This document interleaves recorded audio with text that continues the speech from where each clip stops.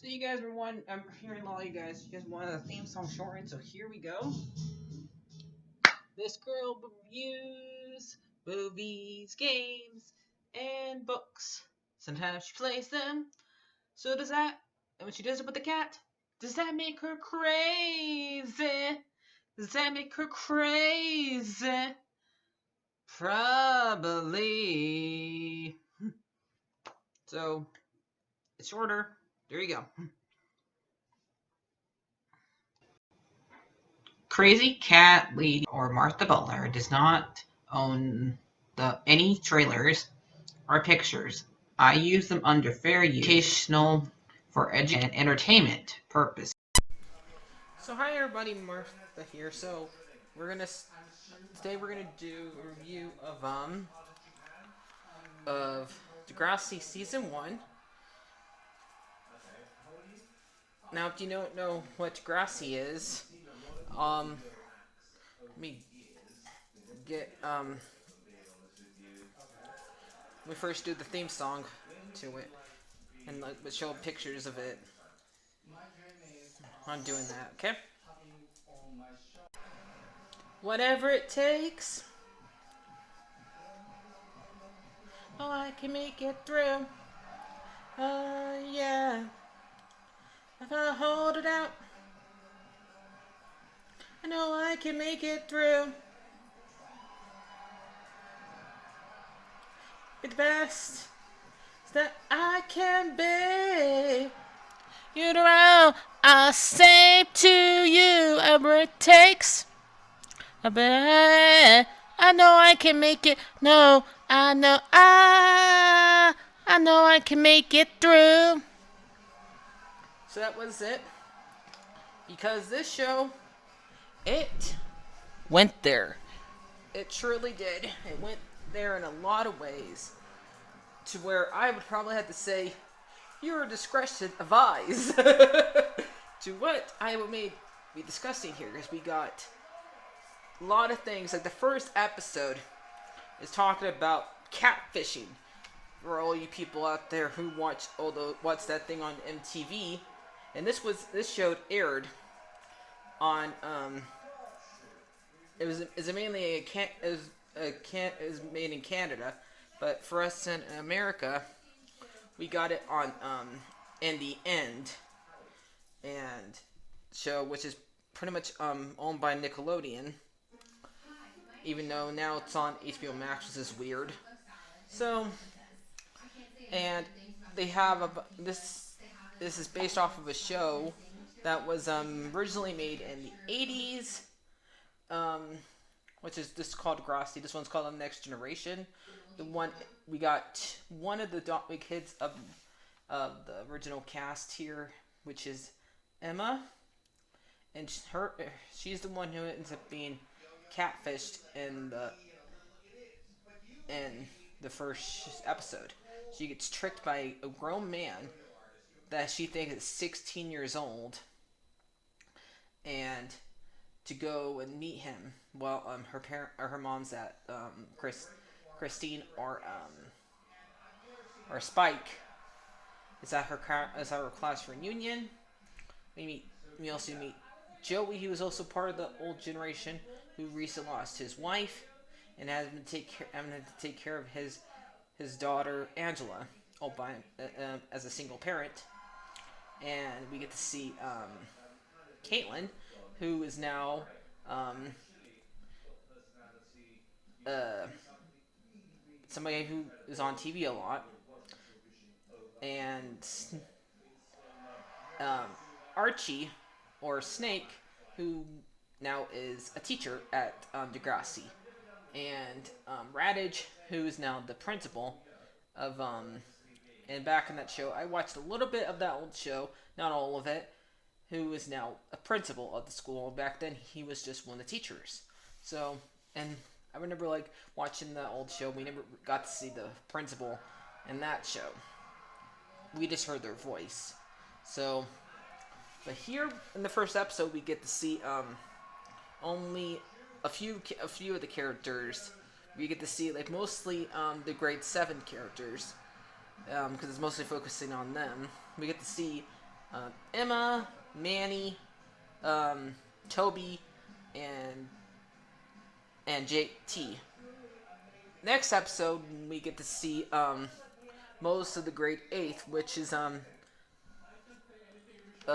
not really one of the most important episodes. It's mostly uh Toby and Ashley wrestling with the fact they should like each other or not, and who should be president of a middle school, and and that ends up being Ashley. So that one's alright. And later we get to see and mostly we get to see like Paige, Ashley, Jimmy, um, Gavin, or Spinner as we get to know him as, and Terry. Hopefully you got everybody. I think I got all the people. Oh yeah, and Liberty is here too. So we got basically in this episode we and also Hazel, who's not part of the show yet. She's like one of the background characters, and we get to see her first episode is uh when a rumor about Liberty gets spread around that Armstrong, the teacher, is the rumor is that she's touching him, touching her, but it's not. That's not what's going on. She's just trying to help her through a disability that has to do with math, and I don't know remember the name of it, but it's kind of like dyslexia, but it's from math. So and and Emma just misreads the message and spreads a rumor before she gets all of her information. That's why before you guys start telling one person and it gets spread around her school, you get all the info, and then you can talk about it.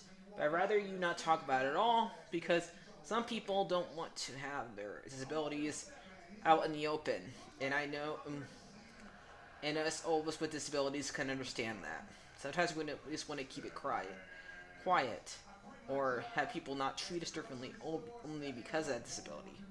Because we're just as normal as you, and that's all Liberty wanted to be. And she's one of the smartest kids in the school, and she did not want to frown upon it because of that. So, and let's see.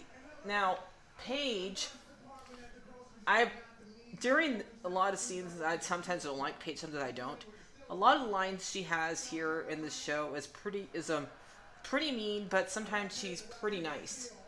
I would say like in the episode where the entire cheerleading thing is, she's sometimes mean, sometimes she's not.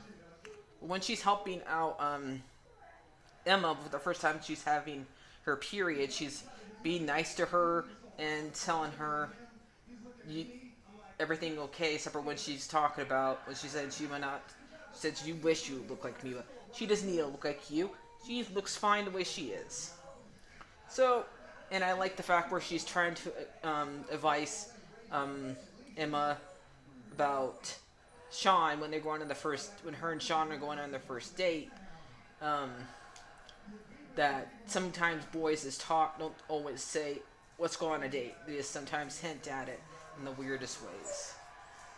So, and Spinner and Jimmy are mainly the two ones we have to deal with most, having to deal with the fact that their teacher, their English teacher, is always putting them detention a lot because they're not always listening and stuff like that. Instead, they like try to get revenge on them like that, on her like that, and him making out, and him Ashley, and Jimmy and Ashley are always making out. And I know this is just.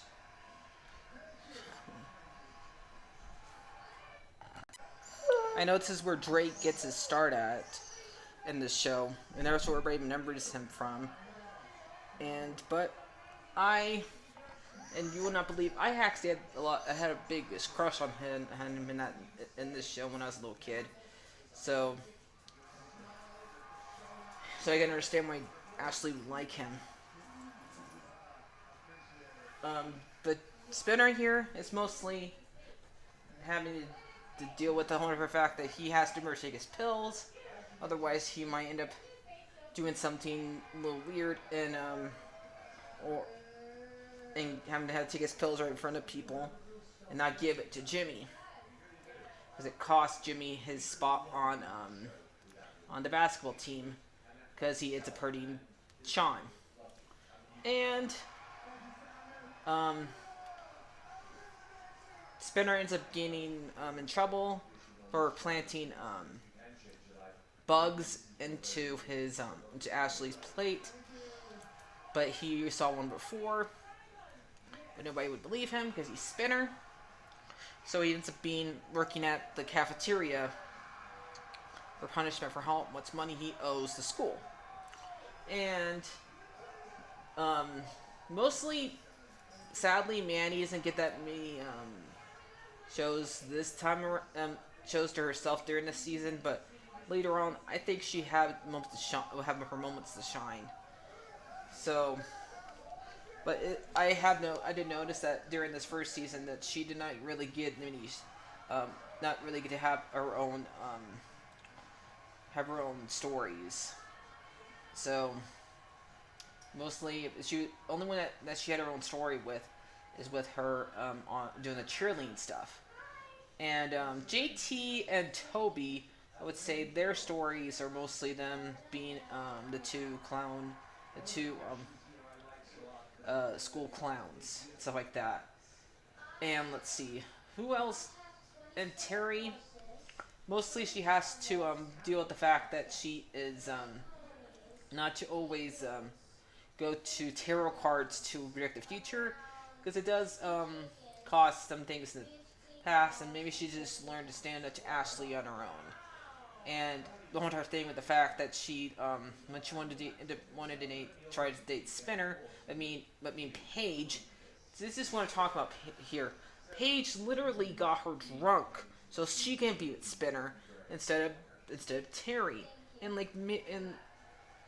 and Spinner being not knowing how to actually deal with it is not his fault. This was all Paige's fault. So this is where I would say she was being too mean and not knowing what she was doing to poor Terry. Like, Terry is already having a hard enough time to keep her self-esteem up a hand because she thinks she's fat. In which you are not, honey, okay? You are not. I never thought Terry was fat. But we get to see her shine later on to next season to somebody else.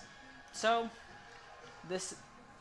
here we go. I got a little surprise for you guys. A little Degrassi character for us to see. Spinner, Gavin himself, Shane, Kenlon. Hopefully I said his last name right. So, like here described, guys. Bye-bye. Here he is.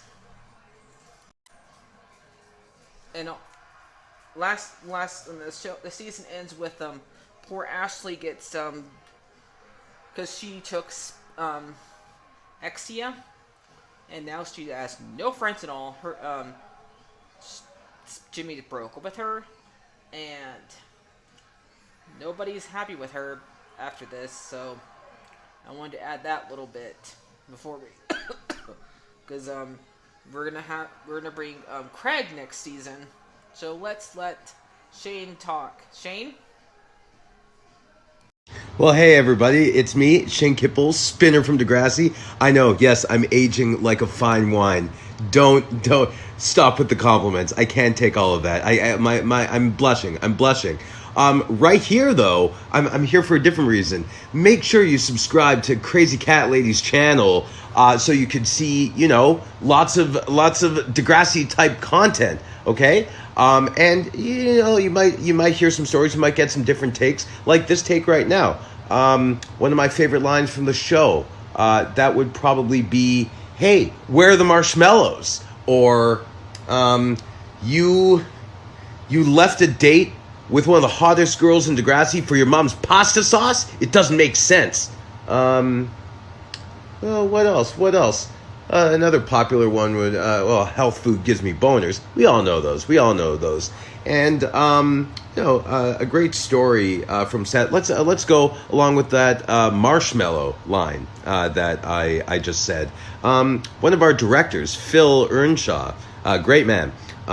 We were doing the episode that started out with a water fight on the beach. I believe it's one of Marco's episodes where he's realizing more and more that he's gay.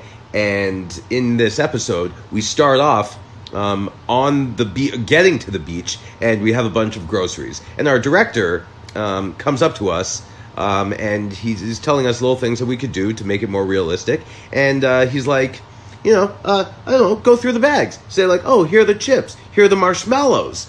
And we had never heard that inflection on marshmallows before, that emphasis or emphasis, if you will. And we were all cracking up for an eternity. So then I thought, as an homage to Phil and to get everybody else cracking up, you could see that scene. As we're walking away from the car, just having a little conversation, I turn around and go, hey, where are the marshmallows? And everyone cracks up, and they cut it right there. So that's just one little tidbit of story of how awesome it was being on Degrassi.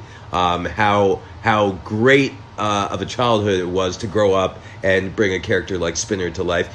With all the crap that he went through, I still survived.